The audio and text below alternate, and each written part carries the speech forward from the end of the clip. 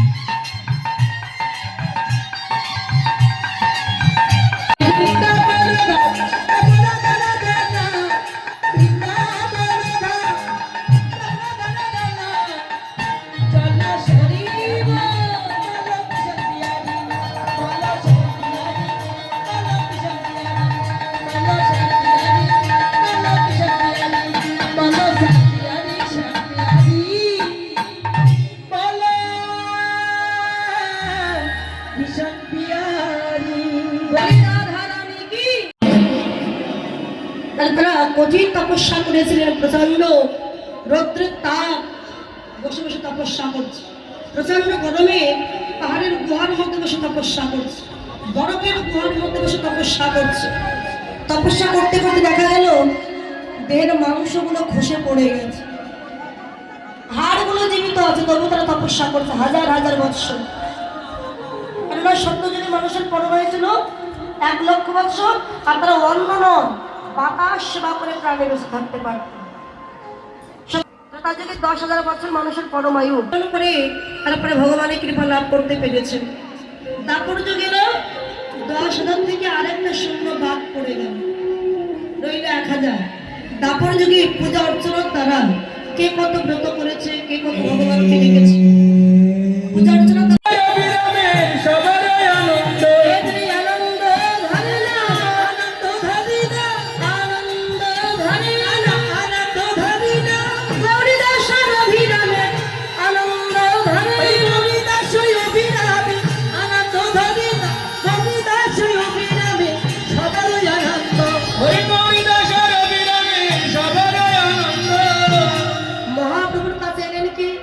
গৌর যদি কৃষ্ণ হয় তাহলে মহাপ্রভু তো গোষ্ঠ লীলার ভাবে বিভোর হয়েছে, আর প্রভুর কাছে এসেছেন কে, মানে রামায়ণ সুন্দরানন্দ ঠাকুর।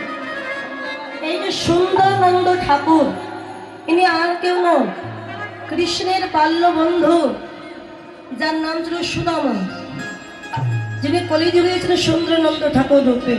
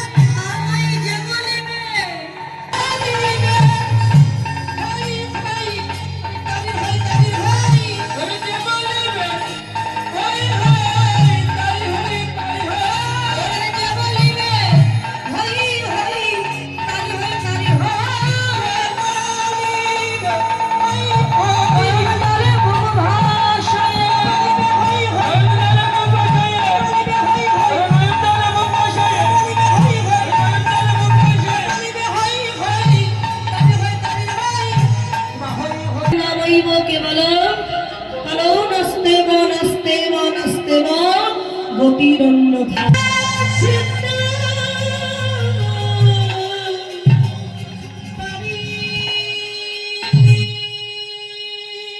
জয় রাধে।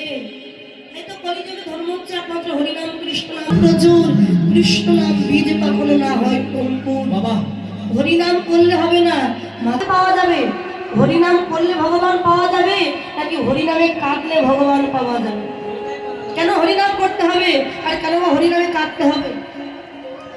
বীজ, এই বীজকে গুরুদেব কৃপা করে হৃদয়ে জমিতে বপন করে দিয়েছেন। আর এই বীজ থেকে যখন অঙ্কুরিত হবে, এটা বাঁচানোর দায়িত্ব আপনার। হরিনাম করে যখন কাঁদবেন, হরিনামের নয়নের বাড়ি যখন ওই কৃষ্ণ নাম বীজের গোড়ায় দিতে পারবেন, আস্তে আস্তে দেখবেন হরিনাম বীজ অঙ্কুরিত হবে, লতা পাতা হবে, ফুল ফল হবে। আর যেটি ফল হবে সেটি হচ্ছে অন্য কোনো ফল নয়, কৃষ্ণ প্রেম ভক্তি সদৃশ। হরি হরি হরি হরি হরি হরি বল। এই জন্য হরিনামে কাঁদারও প্রয়োজন, কাঁদলেই তো কৃপা হবে। সন্তান যদি না কাঁদে, মা কখনো কোলে নেয় না। তাই ভক্ত না কাঁদলে কখনো ভগবানের কৃপা লাভ করা যায় না। বল হরি বল। যে যত হরিনামে কাঁদবে, ভগবানের কৃপা ততই লাভ হবে।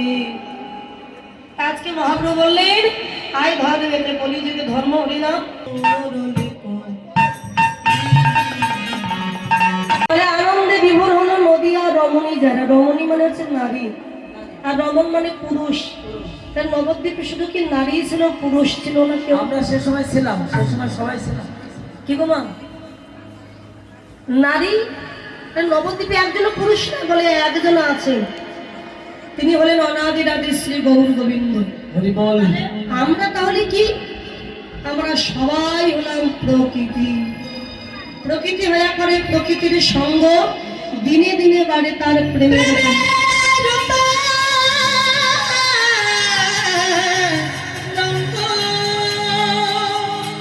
চৈতন্য চরিতামৃতে কবিরাজ গোস্বামী পাদ টিকা দিয়েছেন, যত নর নারী আছে বিশ্বের মাঝারে।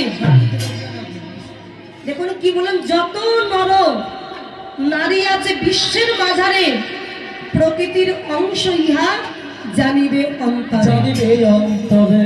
তাহলে আমার কথা নয়, চৈতন্য চরিতামৃতে বললেন আমরা সবাই হলাম প্রকৃতির অংশ, সে নারী হোক বা পুরুষ হোক। আর আদি পুরুষ একমাত্র পরম পুরুষ আমার গৌর গোবিন্দ। হরি বল হরি বল। আমরা যদি নারী হই, আজকে প্রভুর নাম গুণকীর্তন একমাত্র নারীরাই শ্রবণ করছে, কেউ পুরুষ নয়। তাই বাসুদেব ঘোষ বললেন, বাসুদেব ঘোষে কহে মনের হরিষে, বাসুদেব ঘোষে কহে মনের হরিষে। গোস্বামীরা গোরা যাদব করিলা প্রকাশ, গোষ্ঠলীলা গড়া চাঁদ করিলা প্রকাশ। লীলা প্রকাশী হলো রে, প্রকাশে হলো রে, প্রকাশী কইল রে। প্রকাশে হলো রে। গোস্বামীরা গোরা চাঁদ প্রকাশী কইল রে, গোষ্ঠলীলা গড়া চাঁদ প্রকাশে হলো রে। গোস্বামীরা গোরা যাদব প্রকাশ করিল।